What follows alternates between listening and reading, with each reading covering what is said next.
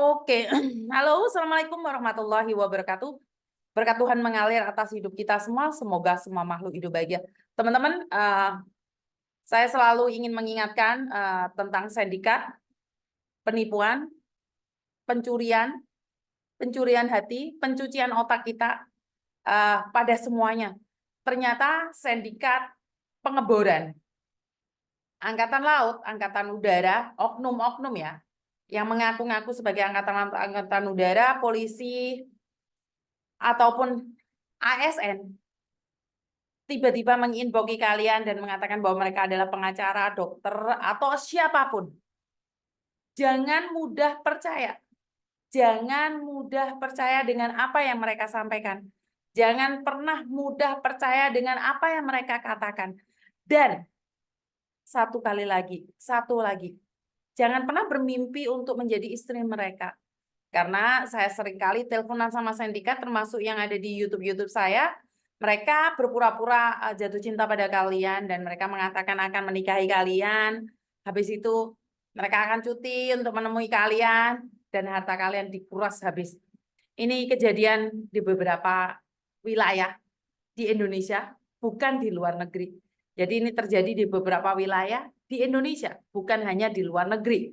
Jadi video ini saya harapkan bisa disebarluaskan. Dan kemarin yang teleponan sama saya, AA kemarin itu sudah dipindahkan ke lapas, ke Nusa Kambangan beserta 10 orang lainnya. Tapi apakah ini akan memiliki efek jera pada mereka, saya kurang tahu. Tapi mereka cuma dipindahkan saja atau seperti apa, saya kurang tahu juga. Karena info terakhir yang saya dapatkan adalah mereka dipindah ke Nusa Kambangan. Dan ini adalah kecacatan menurut saya adalah kenapa di penjara bisa pegang HP dan bukan hanya satu dua, sepertinya terorganisir. Dan apakah ini adalah jebakan Batman? Sekali lagi, ini orang-orang dipelihara di penjara, bukannya di penjara menjadi insaf dan sadar karena mereka pernah membunuh, bukannya mereka insaf dan sadar karena mereka pernah melakukan kesalahan. Dimasukkan dalam penjara, mereka malah menjadi sindikat yang terorganisir.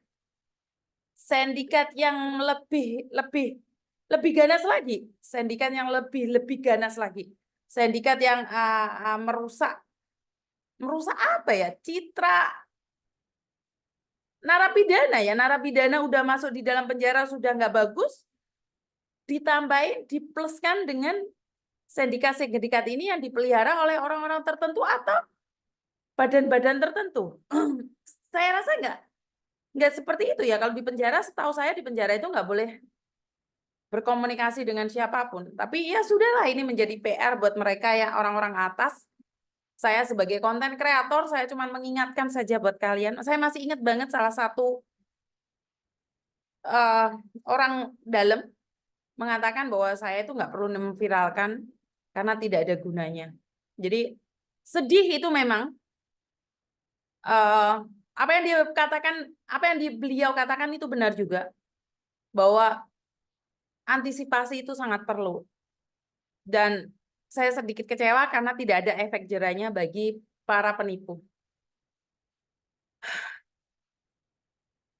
Nggak ngerti harus bicara apa dan ngomong apa. Intinya buat teman-teman para wanita, khususnya kaum saya sendiri, jangan mudah percaya pada laki-laki yang tiba-tiba mencarimu dan mengaku-ngaku bahwa dia jatuh cinta padamu. Ingat, saya mendapatkan SMS dari para gerangan bahwa mereka itu setiap harinya punya target untuk menipu orang. Jadi jangan terlalu percaya diri buat mbak-mbak yang saat ini ngomong konten saya itu nggak jelas. Ya karena kalian belum masuk di ranah atau di target mereka. Banyak sekali yang telepon saya yang sudah ketipu. Ya Miss, padahal saya itu loh nggak pernah jatuh cinta. Padahal saya itu loh nggak pernah mau sama laki-laki. Padahal saya itu tidak mudah dirayu laki-laki. Lah kok bisa sekarang saya ditipu? Bener nggak? Kok bisa saya itu sekarang dihapusi, Miss? Ya, karena kalian tertutup. Saat tertipu, kalian tertutup. Kalian tidak mau cerita pada siapapun. Karena itu saat terjadi sesuatu, ya nggak ada yang tahu. Ya memang tujuan mereka agar tidak ada orang yang tahu. Biar itu semua ditutupin.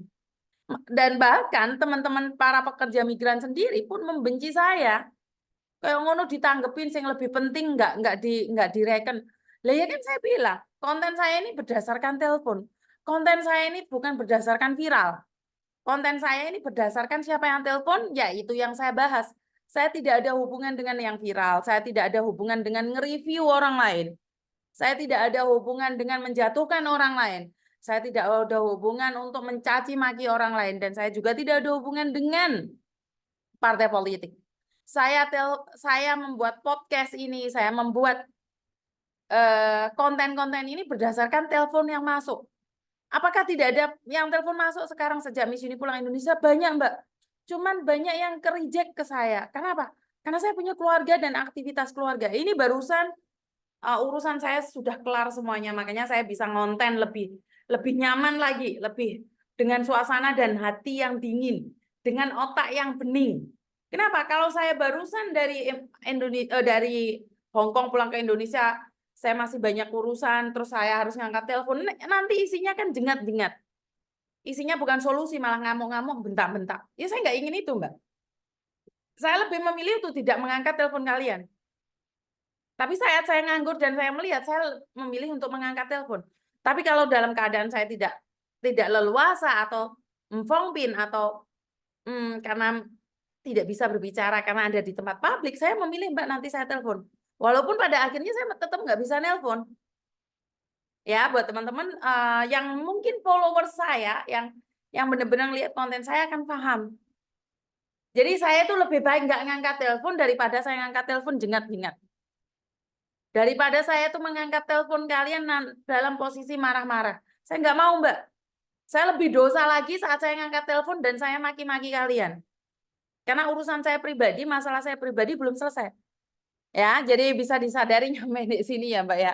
Jadi kalau kalian telepon saya nggak diangkat, SMS kalian saya tidak dibales, ya saya minta maaf. Bagaimanapun saya manusia biasa saja. Saya tidak bisa punya waktu dan kekuatan yang lebih, saya semampunya.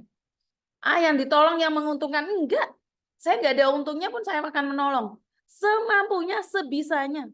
Jadi kalau ada orang yang lebih punya waktu, ada orang yang lebih punya solusi, kalian boleh cari mereka kok. Saya tidak ada tulisan wajib cari saya.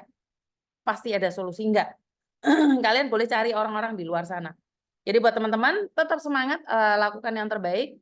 Saya yakin dan percaya kita pasti bisa, dan lebih berhati-hati lagi dalam bersosial media dan lebih berhati-hati lagi dalam berteman, karena uang itu tidak memiliki saudara. Dan itu aja dari saya, kurang lebihnya saya minta maaf. Wassalamualaikum warahmatullahi wabarakatuh. Berkat Tuhan mengalir atas hidup kita semua. Semoga semua makhluk hidup bahagia dan